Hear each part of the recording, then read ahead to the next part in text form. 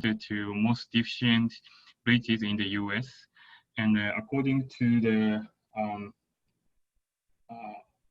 America's 2013 infrastructure report, says an annual investment of $20.5 billion is needed to eliminate the backlog of deficient USA by 2028.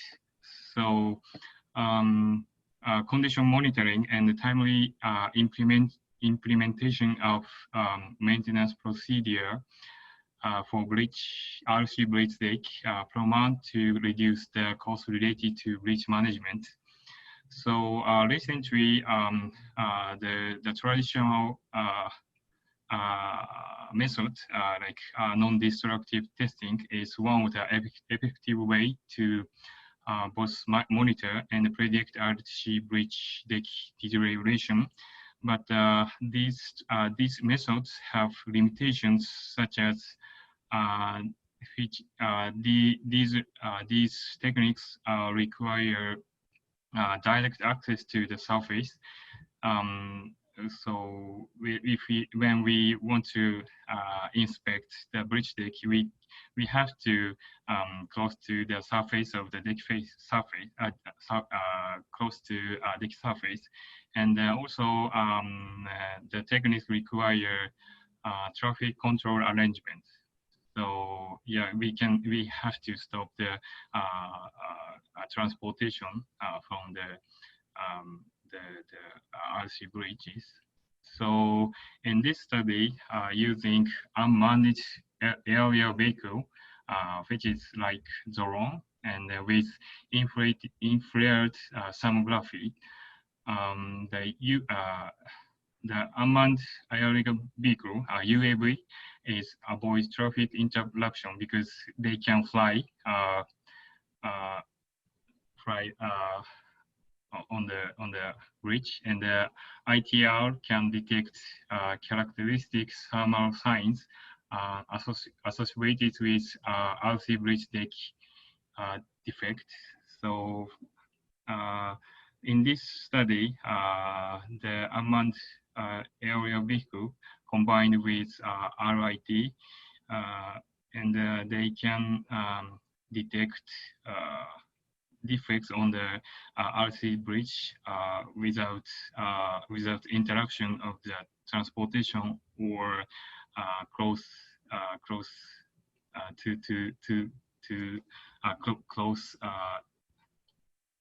to the bridge deck. So in this paper, have two objects. One is utilizing the UAV thermal imaging system for the detection of subsurface delamination in RC bridge decks.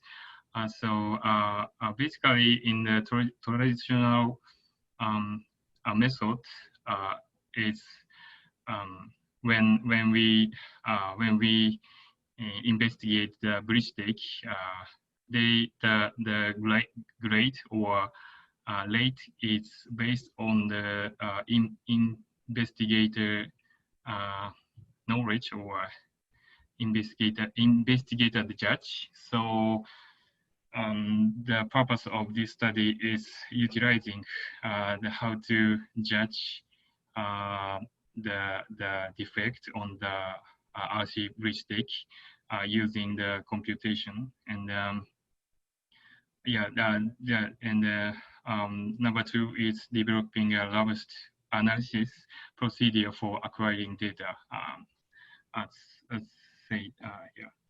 So, and the specific object is establish the principle of aerial UAV remote sensing technology, and develop a stitching algorithm to create a mosaic thermograph of the entire bridge deck, which means the some camera take picture very bunch of pictures, so they have to combine to combine the picture to show the whole bridge deck. So, and The third object is unidentified objective thresholds. So as I said, the threshold is based on the investigator's judgment in the traditional methods. So they in the paper try to identify the thresholds using the computation. And the fourth purpose is produce a condition map indication the severity levels of delamination in bridge deck based on the result of UVA thermal imaging. So the research have three sections to the one is image acquisition. It's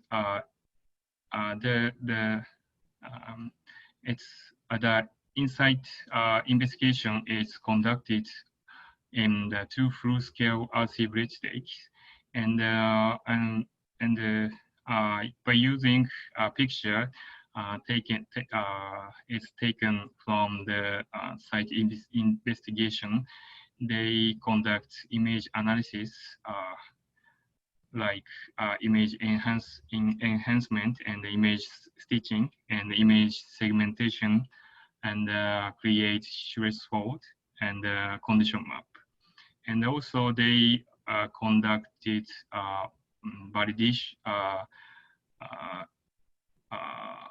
conduct NDT test to confirm the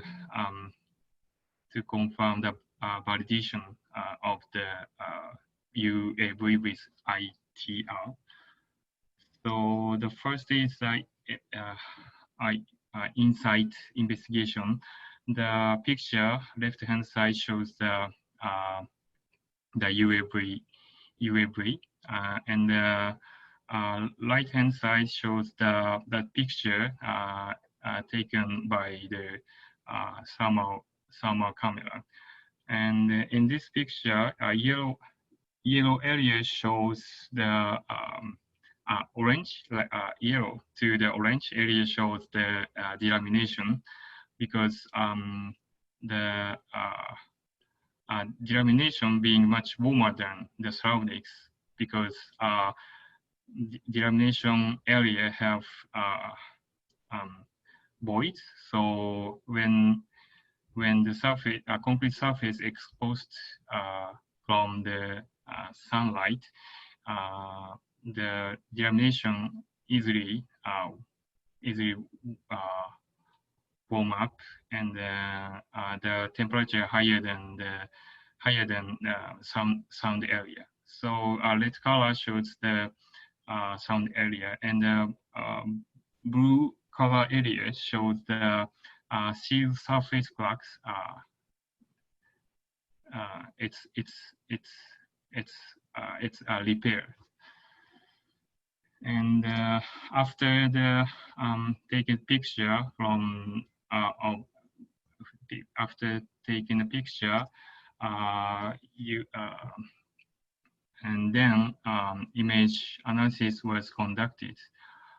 The number of the images stitched together depend on comparing pixel features in image. And so by using this technique, they can visualize whole of RC bridge decks. And after that, the severity was identified based on a threshold provided by the statistical data analysis, and then create a delamination map. The figure shows the delamination map. The green area is sound, and the monitoring yellow area is monitoring area, and red area is warning. So which owner can easily judge how should we conduct the repair to the bridge deck. So yeah, after the analysis, they conduct NDT test methods. The one is the hammer sound test. This is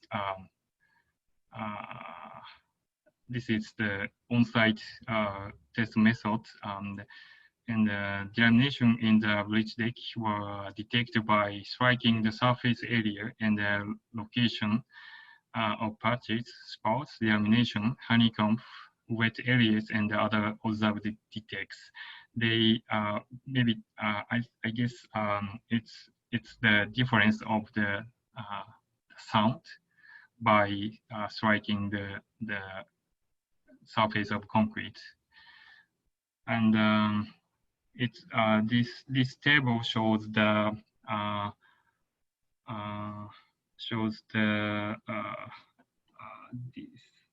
this number shows the warning area of by using the image analysis. It shows a 50.4%. On the other hand, hammer sounding test shows the 70% total germination area. So which means the location of geometry of subsurface detected regions identified was considerably similar. And also they conduct half cell potential data. The test shows the possibility of the corrosion, and so in this figure shows the potential of the potential of the corrosion when we have negative voltage, which means this area have high corrosion potential. So in this figure shows the mapping of the corrosion possibility. So it's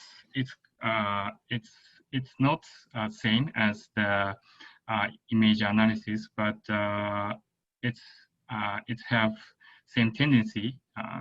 So from this test, the image analysis has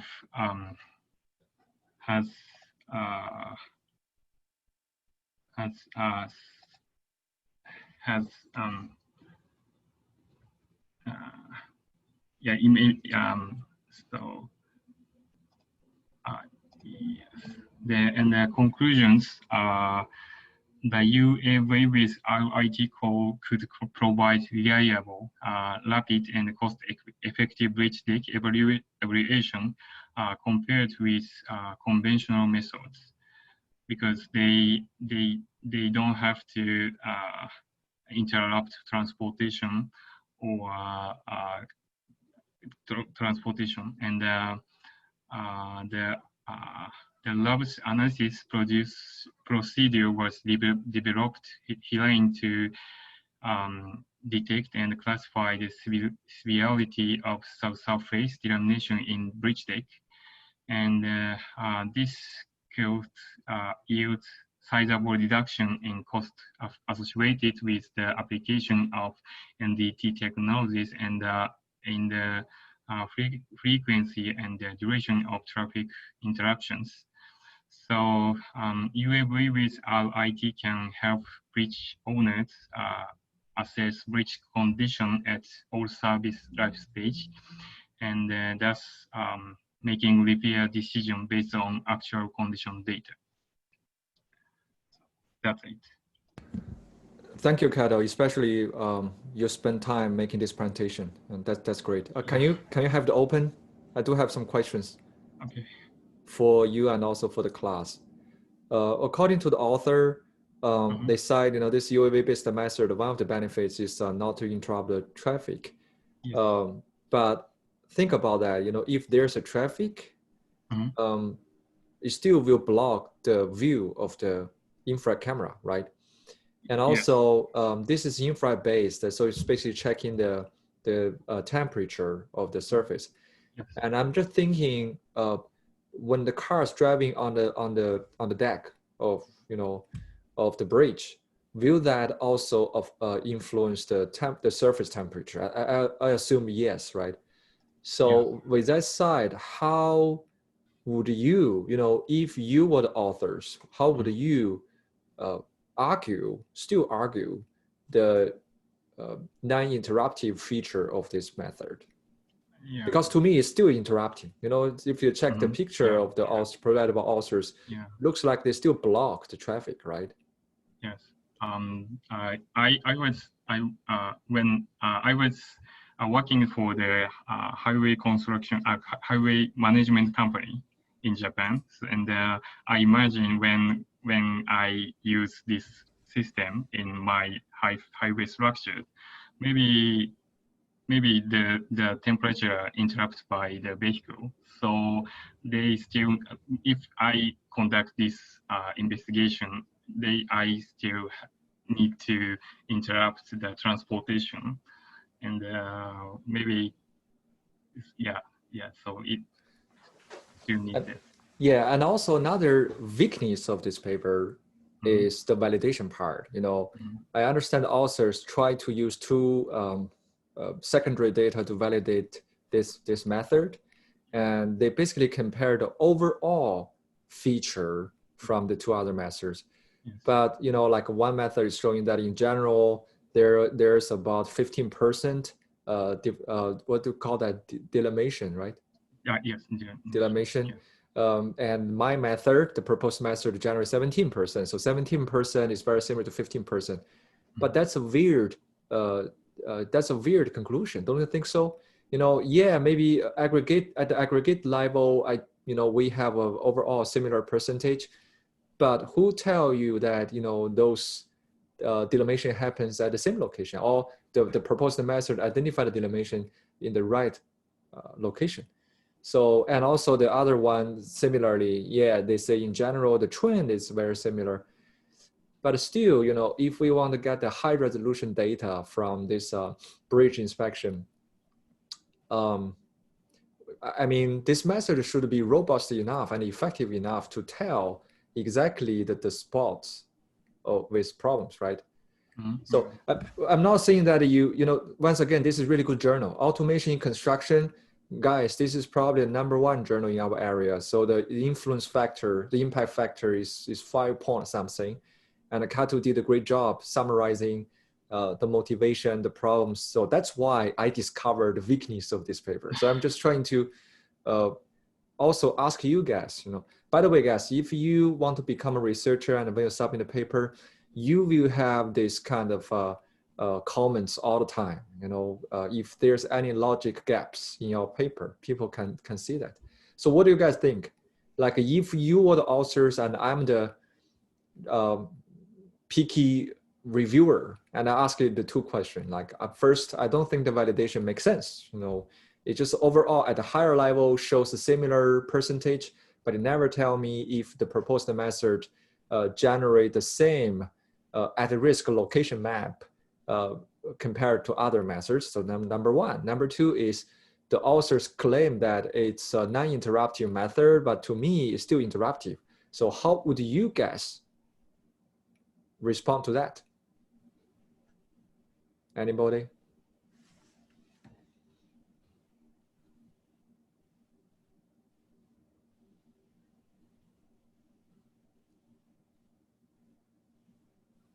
I guess maybe like this method like measures the heat or the temperature of the surface area. Maybe if we could do like measure the surface like temperature when it's like full with traffic and without traffic, and just like make some adjustment with measurement, something like this maybe. I see your point. So if there's some kind of machine learning algorithm that can rule out the temperature impacts from the traffic, right? But here's the thing. If you already submit a paper, and if you're saying that, you are basically admitting that your method is contains some flaws, and right? So I guess what I'm doing here is I'm trying to teach you how to become a successful researcher, because the entire foundation of science is convincing others. Is making solid arguments. There's no such a thing called truth in science. Science is always about convincing the community, you know, a group of people like you. And you have to develop the skill that to convince others, even though there's clear flaws in your paper. So if I were you, you know, for the temperature part, let's say not for the temperature part, let's say for the non-interruptive part, I would definitely collect some data showing how fast my drone-based method can scan a bridge compared to the hammer-based method, traditional method. So I can say the non-interruptive feature is relative. And let's say if I can scan the bridge within 15 minutes, then stopping the traffic for 15 minutes can be considered nothing compared to blocking it for a day or for 4 hours, half a day, right? So I think that's a way to convince the reviewer that this is definitely some method we should pay attention. We should do some investment, right? For the validation part, my thought would be, if I can get some data showing that if two other methods, even it's at the higher level, the aggregated level, but the two other methods giving a very similar overall percentage or trend, mathematically it is already showing, you know, the lower level map will be similar. So it's kind of like if you're comparing A, B, C, and my method is A, if you're saying that A and B generate a higher level percentage very similar, maybe I can still argue maybe the lower level might be different, but now I have another method C and still generate higher level. So maybe we can do some probability calculation to show the likelihood that they fundamental level are still different would be very, very low. You guys get my point? So in that way, I can claim the effectiveness of my validation, but a much better method would be definitely find a small section of the bridge and generate, you know, the at-risk map, you know, the map showing the at-risk spots, and compare that with some manual process and just do some kind of spatial statistics, like overlapping the two maps and show how much the variation from each other. So I think that would be a better validation. But that's my idea. Anybody from the class, you have a better answer?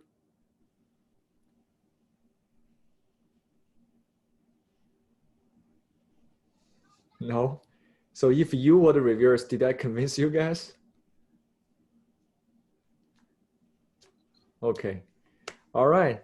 Thank you, Kato. And by the way, guys, if you check the chat box, let me paste that again. Please mark your evaluation for Kato. Is that Kato or Kato? You are muted. Kato. Kato. Okay. Kato. Yes. Kato is your last name or first name? First name. First name, Kato. Right? No, I'm sorry. Yeah, no. Last name, right? Yeah. Okay. All right, guys. Please put down your evaluation.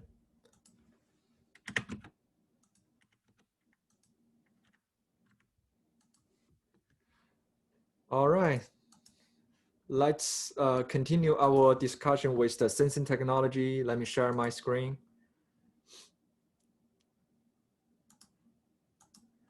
Okay, so today we're going to talk about this image-based method, the scanning technology based on imagery data. And I know that we have several people from the BEAM class. I talked this last year. You guys can treat it as a review opportunity. And definitely I will ask you guys some questions to test you, you know. Ideally, you guys should be able to answer the question.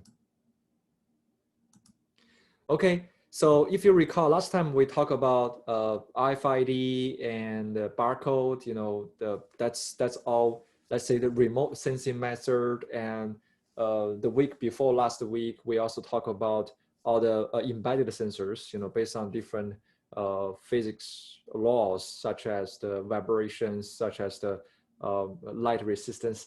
And so today we're going to talk about another remote sensing technology based on image, the scanning. It's also very useful for civil engineering, for structural inspection, for as-built model building, to scan and rebuild a 3D model of the structure.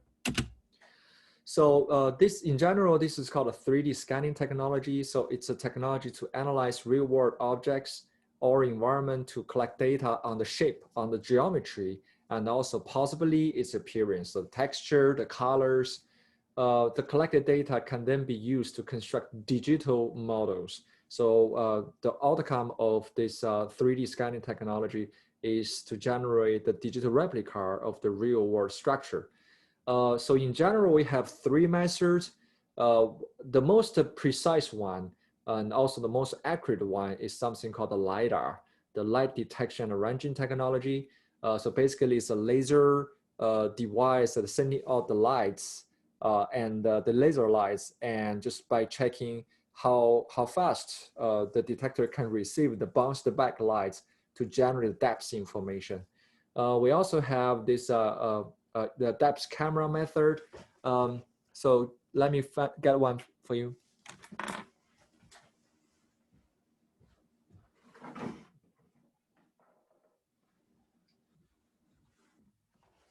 If you guys recall, we talked about the eye sensor. So it's that's actually the principle of this depth camera method. So if you see my camera, this is called a structure sensor. It's a depth camera sensor. So this one is sending out infrared lights, okay, and then this these two things is sending out infrared lights, and this one is receiving infrared lights. So just by doing that, this one generates the depth information. And this is RGBD camera. This is RGB camera. So it basically captures the red, green, blue colors. Together, this one is called RGBD camera. So this D refers to depth. So RGBD camera. And this one can, if you hook it up on your iPad, and just hold it and just move your iPad like this, it will build a 3D model in real time. This is very popular for architectural industry and the real estate industry today. In fact, the newer iPhone already got my phone doesn't have that, but the newer iPhone, that the one with like a 3 camera there, it also gets not only the depth camera, but also a very small LiDAR sensor. So the technology is becoming so convenient, so accessible today. So that's the second category of method. The third one is called imagery data. There's a fundamental difference between the RGBD camera and the imagery one. The imagery one doesn't measure the depths directly. It only infers the depths from multiple pictures. So let me repeat that. The third one only take a bunch of regular pictures, 2D pictures, and use a mathematical method to infer the depth information, to recover the depth information from the bunch of 2D pictures. And so that's a pure imagery method without any direct measure of the depth. So now let me ask you guys who took my BIM class last year, what is the mathematical method, the imagery, the photogrammetry method, the third one, is using to recover the depth information?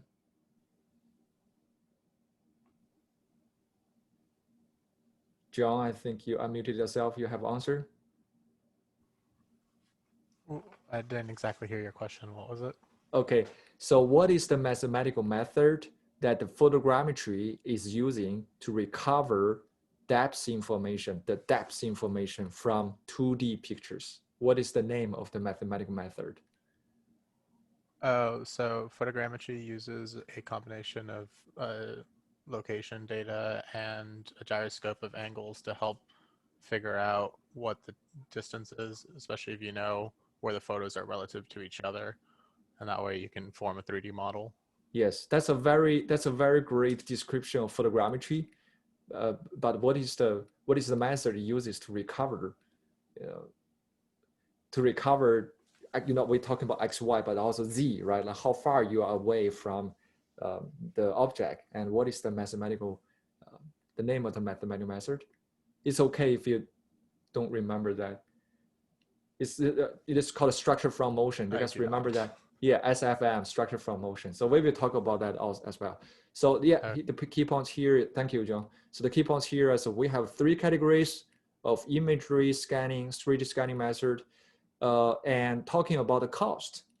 LiDAR is the most expensive, and imagery, the pure imagery or photogrammetry method is the cheapest.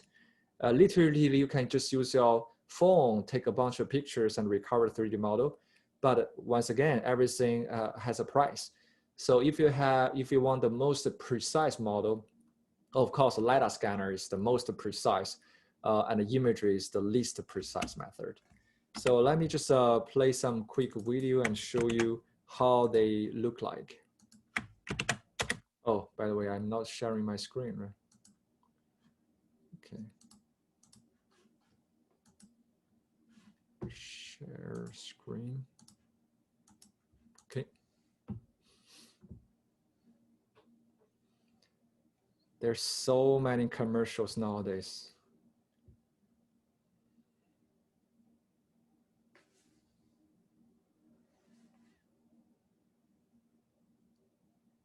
Oh yeah, this is the movie. Did you guys see the movie? Prometheus?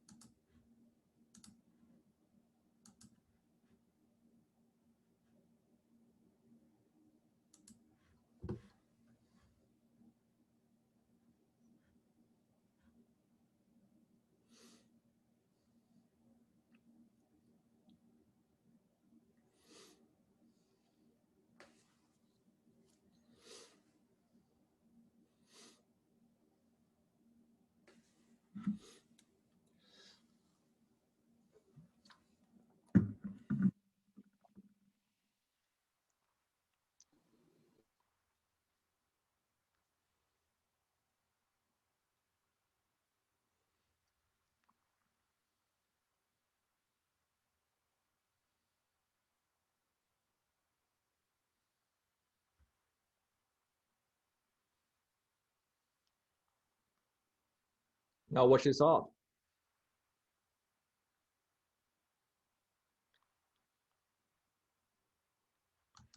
Okay, so that's the part I want you guys to see. They basically just send out some drones, and the drones was using pretty much LiDAR scanner, and they just picture the 3D map of the tunnel, the internal structure. So that's a 3D scanning technology in a sci-fi movie about 80 years ago, but it is actually happening now. Let me show you. And by the way, this is a really good movie.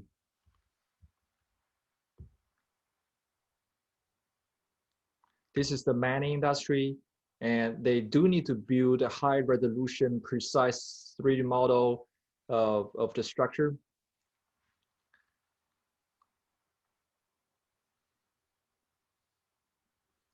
And you see, this is so similar to that 3D model in that sci-fi movie, right?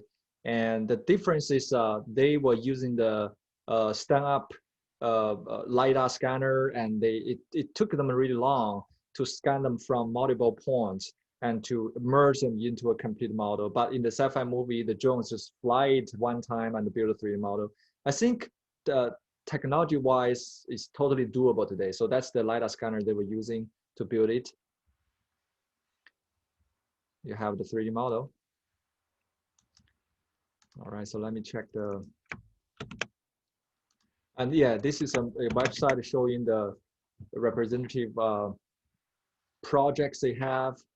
Let me see. Using the scanner, the 3D scan.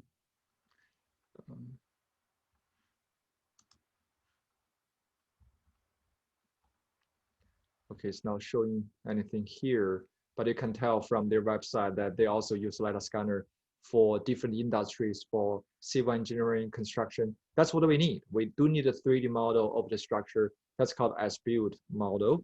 You know, it's kind of like after we finish the project, we want to have a digital replica of the thing we built, so we can compare it with the original design to see any deviations. And also it's good for us to keep that as a record for facility management and maintenance purpose. All right. Yeah, so let's go over the technologies. LiDAR, light detection and ranging technology. So this is the principle, fairly simple. We have this transmitter that is emitting small pulse of lights. And when the lights hit the obstacle, or what do we call the reflector, it will bounce back. And of course, we know the speed of light. And we have a really precise clock and here with the LiDAR scanner. And just by checking the travel time, we can recover the Z information, the depth information. That is the most difficult part for the 3D scanning. And that's why if you check the raw model from the LiDAR scanner, it looks like a lot of points. And this is something called a point cloud. This is called a point cloud model. And each point has a XYZ number associated with it. And that's the XY and the depth information. Okay. And this one shows a quick talk about LiDAR scanner.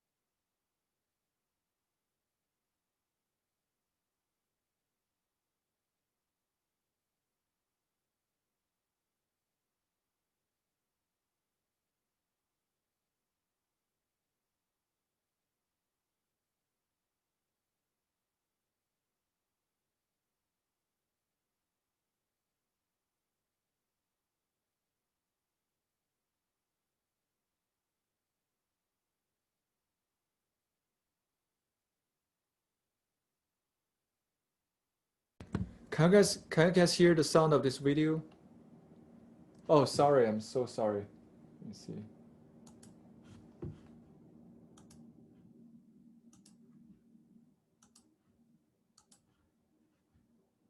Installed on. Can you guys hear it now? All right. You just cue me if you Yeah, see something wrong. All right. LiDAR can be considered an acronym for light detection and ranging. It is a remote sensing technology that's used to measure distances. And it doesn't act on its own. LiDAR typically includes 3 independently operating technologies. There's the LiDAR, which is essentially a giant laser ranging device. That laser ranging device sends out millions of pulses. Today, they can send out over 400,000 pulses in 1 second. That technology gives you the distance or the range to the target. And there are 2 other technologies, GPS, which is Global Positioning System or Global Navigation Systems, that give you the location of the instrument that's holding that LiDAR sensor. And then the third technology is the Inertial Measurement Unit, which is an IMU system. And that system is used to measure the pitch, roll, and heading of for example, an airborne platform. It could also be installed on a mobile platform, like a car or a vehicle on the road. Or it could be a terrestrially mounted LiDAR system, such that it's just mounted on a tripod. And the reason why LiDAR is sometimes the preferred technology to use is that it can map the bare earth beneath vegetation better than most other technologies can. All right, so a brief history of LiDAR actually started in the 1960s, and originally we just wanted to use LiDAR to check the thickness of the cloud. So we basically point it to the sky, and just by checking how much light and how fast the light was bounced back. We can recover the thickness and also the height of the clouds. So it's a very important parameter for weather forecasting. And later on, in the 1970s, we also try to use the LiDAR scanner carried by the satellite to map the 3D surface of the moon. And in the 1980s, we started to point it to the ground. So we started to use to build a 3D model of the topper surface for geometry. And in the 1990s, the technology advanced a lot.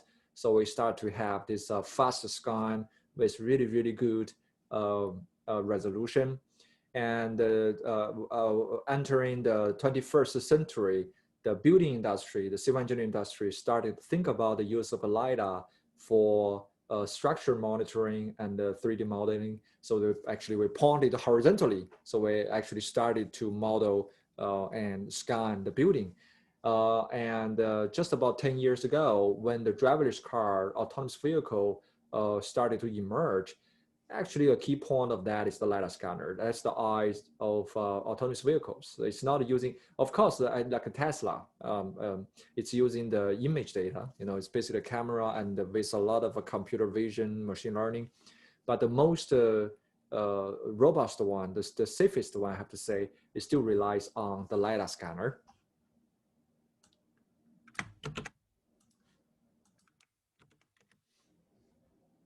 This is how driverless car system work. That's also 9 years ago, and nowadays it's much, much better, and density improves a lot. But as you can see, it looks just like that. And interesting, you see all the shadows. They are not the shadows per se, but it's because the LiDAR fundamentally is the lights. And so, of course, you cannot scan anything behind the obstacle. It looks like shadow, and that's moving people. So that's step one for driverless car. They scan and quickly build the 3D models of the world, and then they have this machine learning algorithms to recognize the objects like moving people, moving vehicles, traffic lights, stops, and then they have the control mechanisms to control the driving behavior of the car. But this is how most autonomous vehicles sees the world. So it's a 360, right? I think that's why autonomous vehicles are much safer than regular human drivers, because usually we can only see the front or the back, cannot see both at the same time. But for autonomous vehicles, it's possible to build an overall 360 model of the world surrounding that. So like the video described, a good LiDAR system actually can consist of a lot of components. Of course, we have the laser scanner that includes the laser and the receiver. And the laser is emitting the pulse of light, and the receiver is receiving that. We have a really good high precision clock, calculates the time of travel. And we have the data storage unit, which is critical because the cloud model, you can imagine, every second, we could shoot out like 1 million data points.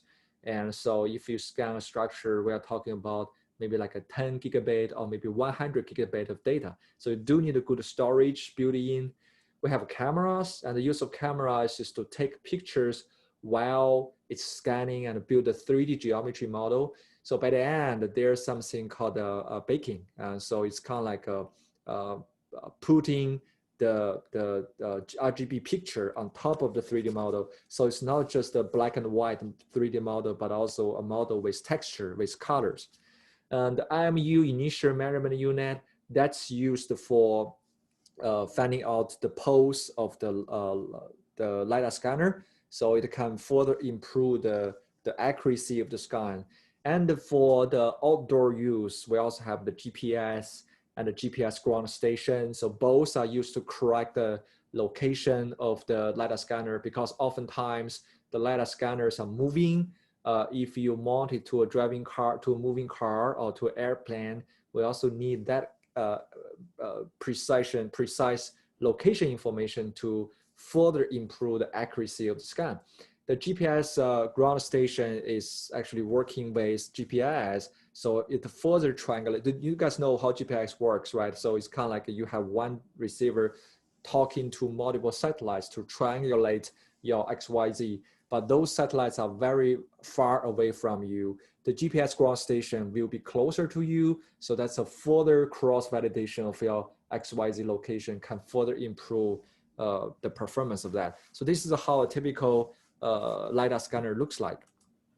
So talking about the categories, we have three typical LiDAR scanners. We have the static LiDAR scanner. This is often used by the building industry, the civil engineering industry, a scanner set on top of a tripod. I have one here in the room, and nowadays they can make the LiDAR scanner very small. And I don't know if you can, see that the black thing, that's actually a BLK 360 LiDAR scanner. It's very small, totally portable. You can put it in your backpack and easily move that. We also have the airborne laser scanner. This is usually for the weather forecasting, the topo surface survey. So it's mounted to the airplane. We also have the car carried laser scanner. This is usually for the driverless cars, but also can be used for the building industry as well. This picture actually shows UT Austin, a group of students from the civil engineering department. They worked with, I forgot the name of the technology company. So they basically used a car mounted laser scanner and they built a 3D model, a 3D digital model of the entire campus of UT Austin. Very interesting. And the model can be used for, let's say, planning of new projects, maintenance, and as well as emergency response. So talking about the laser, like I mentioned, it's basically based on lights, right? And the wavelengths of the lights are from 500 nanometer to about 1060 nanometer. So that's the regular wavelength. That's actually visible lights, the range of visible lights. And the eye safety is a major concern for those LiDAR scanner. So according to regulation, the energy of this LiDAR scanner must be lower than 1 microjoule. It's very small number. So I give you some comparable analog here. So if you lift one apple, not the Apple computer, but a real apple, 1 meter vertically, that's the energy needed for that is 1 joule. And it's already 1 million times stronger than the LiDAR scanner energy, the light energy that it's using. So it's pretty safe, but it doesn't mean that you can stare at the LiDAR scanner. We don't know what's the long impacts to your eyeballs, but in general, it's very safe. That's actually the federal regulation in terms of all the laser device. And this spectrum graph shows the popular wavelengths used by the LiDAR scanner today. So we have the infrared, which is the, here, this one shows the wavelengths of a light. And if wavelength is smaller, it means the frequency is higher, and that means the energy is what? Is bigger, right? We talk about that. If the wavelength is smaller, it behaves more like a particle, it carries more energy. So that's why you see this is a cosmic rays and the gamma rays. Those things contains a lot of energy. And the wavelength is bigger, then the energy is smaller, and it tends to, it tends to broadcast and tends to go further, okay? So depending on that, we do have 4 categories of wavelengths used by laser scanner. We have the infrared. The infrared lights, the wavelength is really long. And so this is for the meteorology, or we call Doppler LiDAR. And we have the near infrared. So the wavelength will be smaller, around 1040 to 1060 nanometer. That's for the terrestrial mapping, the topo surface mapping. We have the 700 to 1000 nanometer. So most AEC, the civil engineering and architecture and the construction applications use the LiDAR scanner with this wavelength 700 to 1000. We also have a really small, the bathymetry, the 500 to 600 nanometer. Now a quick question for the class. Why, when the wavelength is bigger, it is more used for like a bigger range of scanning. Think about that. If the smaller as is 700 nanometer, then we use it for scanning a building very close to us. But when it's a 2000 nanometer, let's say 1000 nanometer, so this is used for the topper surface mapping. So why wavelength is bigger? We use it for more. Anybody? Because if the wave length is longer, it can skip the object, so it can move around the objects. And it can so travel we can use it in, okay, yes, and it can also travel further, right? So, and also it's really good for like a bigger coverage, right? Yes, that's the principle. So we are not a physics scientist, we are not a physics students, right? But we need to have the idea that laser scanners are using different wavelengths, and depending on the use, depending on the coverage, depending on the required resolution, we do prefer to use different wavelengths. Make sense? You know, the wavelength is bigger, it means that you can broadcast it and you can cover a bigger area, but the resolution will be what? Will be worse.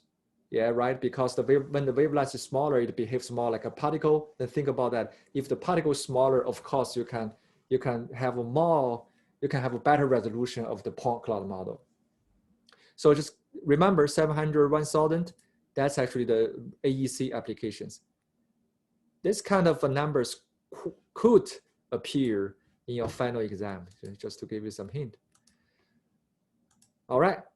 So this is another close look of the laser scanner. So basically we have this mirror, rotating mirror built in, and we have this laser transmitter sending out the pulse of lights at a very fast frequency.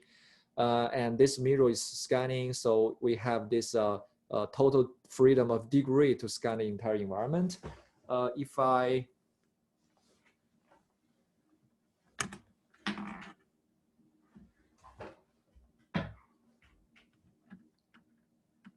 So if you look closer of this scanner I have,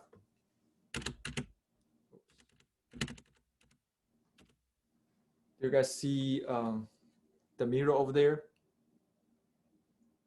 So when it does the scan, this mirror can rotate really fast, and that one shows you know, the scan efficiency. And over there you see those two little mirrors. That's actually sending out the pulse of lights and send to this mirror, and the mirror is reflecting that. That's how this thing and the entire laser scanner will rotate. So it has the freedom in this direction, and the mirror is rotation in this way. So it basically covers this direction. And then by doing together, you have the 360 coverage. That's how it works.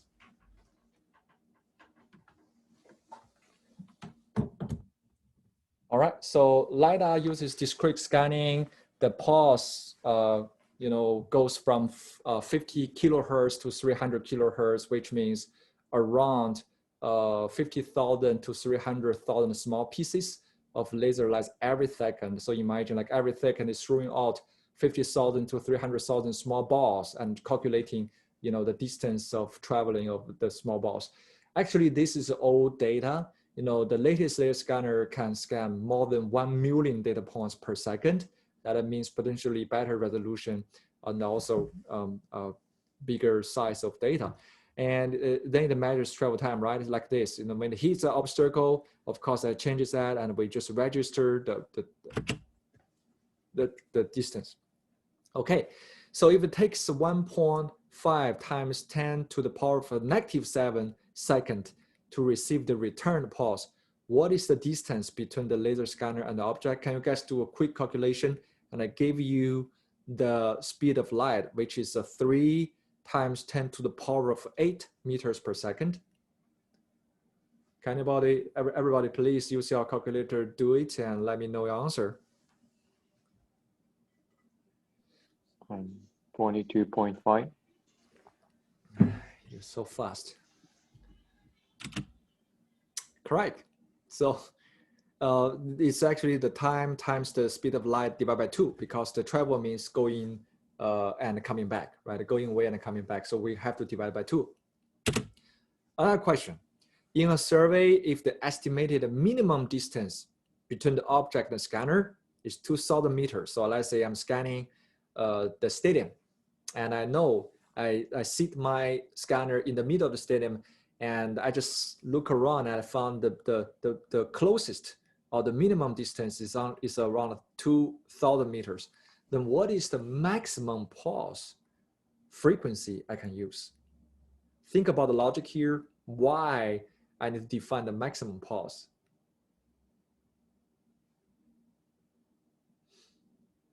Anybody from my last year class?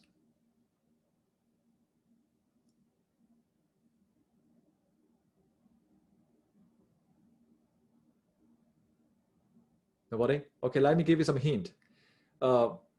When we scan, when the laser scanner emits light, pulse of light, imagine it's kind of like swinging a ball, right? So let's assume if the throw is too fast, and if the object is too close, then what will happen? I throw the first ball, and I throw the second ball because I'm throwing so fast. Then before I receive the first ball that coming back, I already threw the second ball. Then when I received a ball that returned, how can I tell is that the first ball or the second ball? You get my point? Let's say I'm throwing a ball towards the ball. And if I throw the ball, the frequency is low. So I throw it, I catch it, I throw it, I catch it. So I basically calculate T, it's easy. But if I throw very fast, let's say I threw 3 balls, I haven't received any ball back, but now I just received some return balls. How can I tell which is which? Make sense? So if the object is closer, we have to do what? We have to reduce the frequency of our throwing balls. Now, if you know that logic, then if the minimum distance is 2,000 meters, what is the maximum pulse frequency I can use?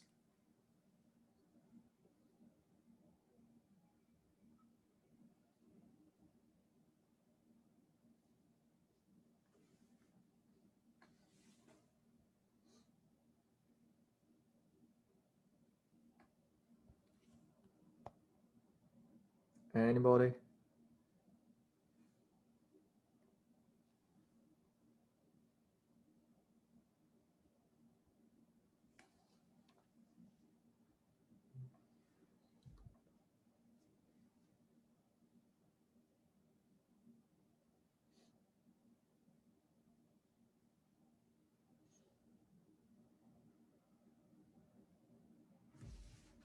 Junyi, do you have answer? Not yet. Not yet.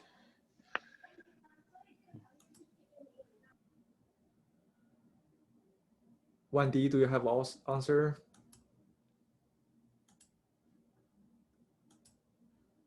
No? No. All right. Okay, you guys don't want me to show the answer? Okay, let me show the answer and see what's going on. So it shows that, okay, this is the logic, we know the minimum distance, so let's calculate then how long the light will travel, for the closest object. So that's actually 2,000 meters times 2, because I'm going there and coming back. So I double the travel distance. So 2,000 times 2 divided by the speed of light.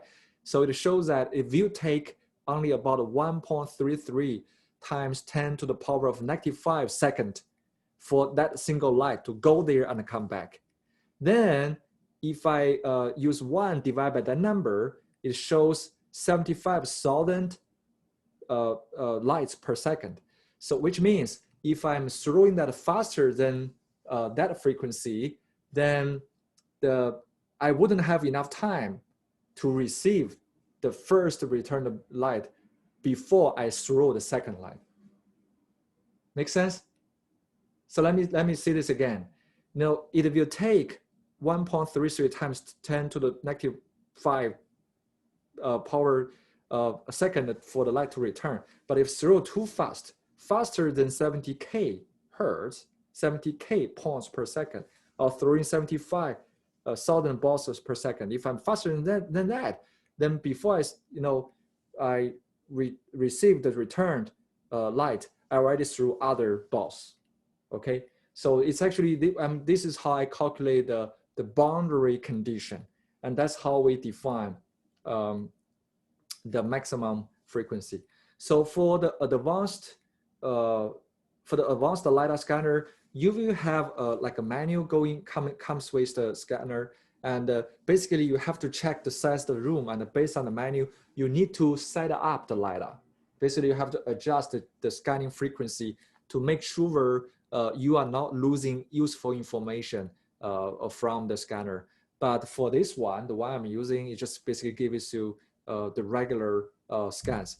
And also, I know that there are some machine learning algorithms built in today that basically it calculates the maximum and the minimum distance based on the preliminary scan, and then it automatically adjusts its own scanning frequency to optimize the scan for you. Make sense, guys? So there's actually a trade-off here. We do want to increase the frequency of scan per second, because that is the way for us to get a better resolution of the data. But if the frequency is too high, if you're throwing the balls too fast, it's still very difficult for us to register the returned lights, and you could lose useful information from your scan. So then there's actually a trade-off here. That's the point you have to remember. Make sense? So there's no way for us to always increase the frequency. All right, so there are some important parameters for LiDAR scanner. Some important terms and the parameters. So point cloud is a densely spaced network of highly accurate points in X, Y, Z coordinates. It's a model consisted with points. That's called point cloud model. And we have two parameters. One is called accuracy, one is called precision. These two things are very different. Accuracy means if I register point X, Y, Z, how off it is compared to the real X, Y, Z of that point, right? So the one we use is called RMSE, the root mean square error. You just need to remember, we cannot use the absolute error. We have to use some kind of a mean error. Why? Here's the question. Why is 1 inch off always more accurate than 1 feet off? It totally depends on the scale of your scan, right? So if I'm scanning just my computer monitor, then 1 inch compared to the size of the monitor is huge. But if I'm scanning the downtown area in Gainesville, then 1 feet is actually nothing, right? So that's why when we calculate accuracy, we are actually calculating the mean squared error, and we use the root of that. NMAS is the National Mapping Association. I forgot the S one, but it's National Mapping something. And they actually gave their standard, like for the different scales of your scan, like 1 inch equals to 100 feet, or, that's the scale of your scan. They gave you the required IMSE, for your scan. So for example, if 1 inch in your model represents 100 feet in the real world, then the required scan with 90% accuracy, 90% accuracy means 90% of chance your scan is accurate, it should be smaller than 67 centimeter, okay? But if your scale is bigger, like for example, 1 inch refers to 2,000 feet, so this is a much bigger scan, then that number is actually much, much bigger than 67 centimeters, 8 meters already. So IMSE, to give the same accuracy, coverage, actually the numbers are different. And this one shows the NSSDA, once again, that's a national, is the full name, I forgot the full name. That actually shows the 95% confidence level, and you can see they give you different one. Let me check.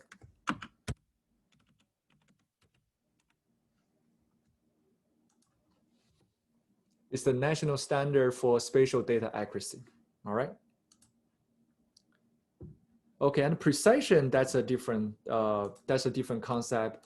It's actually showing the resolution. Okay, it's how many data points per meter, or what we call data spacing. Okay, so is 3 meter spacing always more precise than 30 centimeter, 3 centimeter spacing always better than 30 centimeter?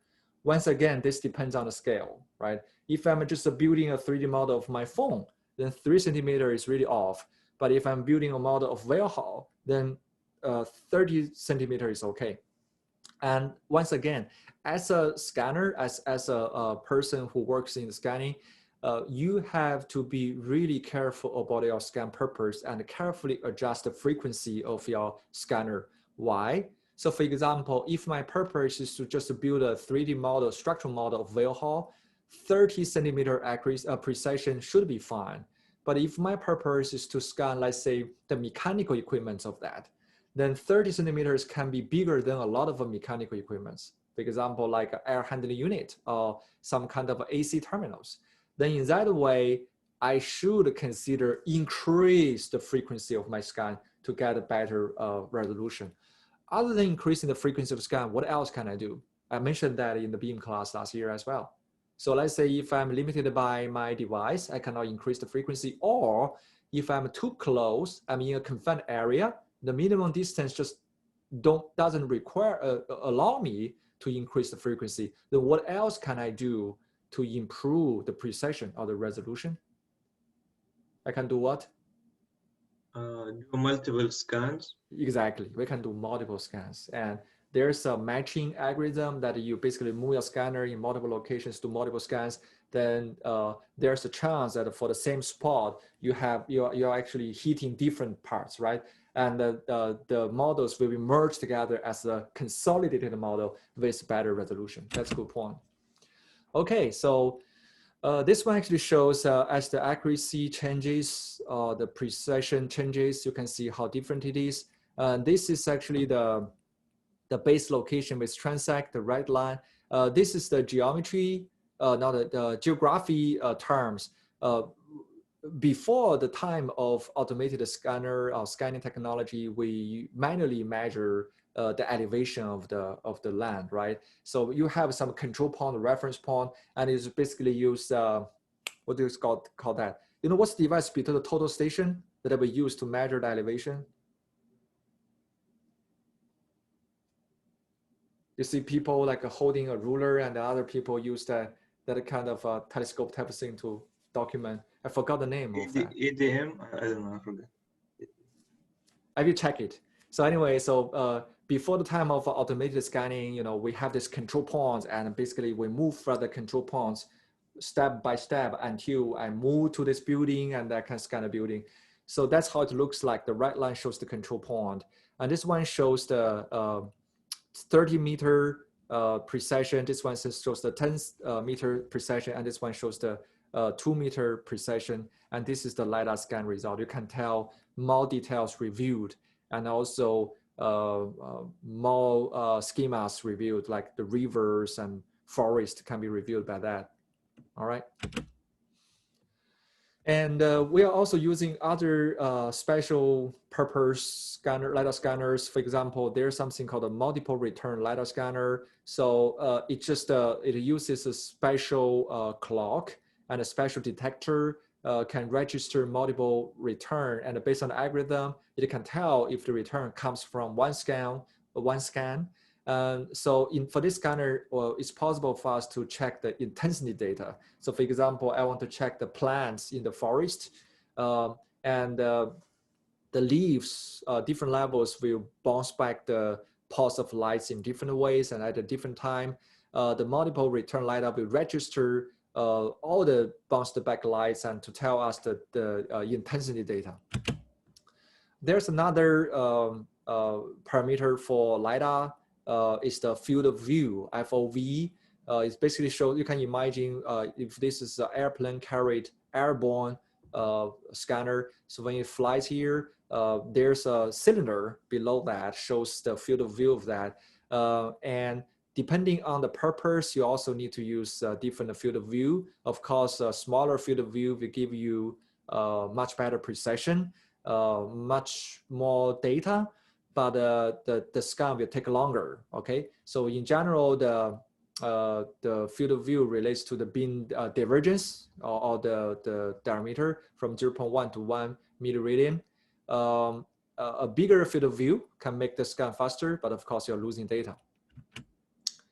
Okay, so once again, this one tells about like for a complete LiDAR system that had how the IMU units, this is IMU, and a GPS system works together to also correct the pose and the XYZ location of the LiDAR scanner to further improve the accuracy or the precision. This is the GPS ground station, base station. Like I said, you know, if we use the satellite to triangulate XYZ of the LiDAR scanner, in general, this is not to the scale, but in general, the satellites will be really, really far away from the airplane and compared to the relative distance between them. So it would be great if you have something that is closer to the airplane and like this one, so we can better correct the precision, improve the precision of that. And there are multiple steps for the LiDAR data processing. The step one is called the raw data. You know, basically we just get the depth information and XY information and also depth information. That's a raw point cloud model.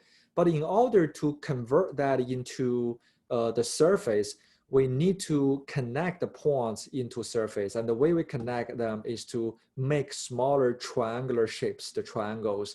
This step is called the TIN, the triangulated irregular network. It's a mathematical method. So if you see each vertex here or the corner here, it's actually the XYZ raw point cloud data from the LiDAR scanner. And then mathematically, we're connecting them to two neighboring points to have this surface. And we're going to use this little triangle to represent the surface of that. Of course, if we want to make a high resolution, we can mathematically treat the one. So after the TIN process, we get this DAM, which is the digital elevation model. So we have the elevation for each corner or for each vertex, and we have the triangles.